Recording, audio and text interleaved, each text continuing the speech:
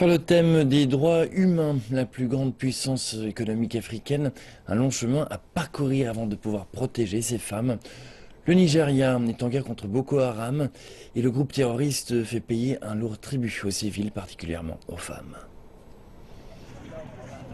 Cette petite cabane délabrée à la périphérie de Maïdougouri abrite maintenant la famille de Hadiza avec 8 enfants dans des triplés qui viennent de naître. Leur habitation est simple et le toit commence à s'écrouler. Elle était enceinte et captive de Boko Haram quand elle a réussi à leur échapper.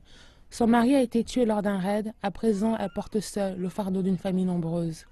Au début, le propriétaire les hébergeait gratuitement. Désormais, il leur demande un loyer de 7 $ par mois, mais elle n'en a pas les moyens. Cependant, elle a d'autres problèmes plus importants. Elle est une mère célibataire de 22 ans qui a 8 enfants. Même avec un emploi et de l'aide, les nourrir ne va pas être une tâche facile.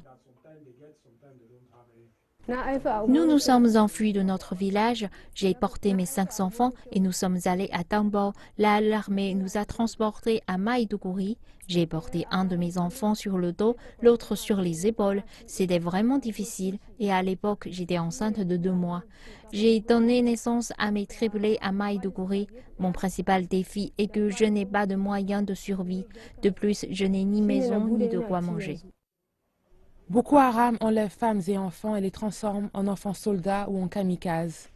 Hadiza se considère chanceuse d'avoir échappé à la captivité, mais jusqu'aujourd'hui, son expérience la hante.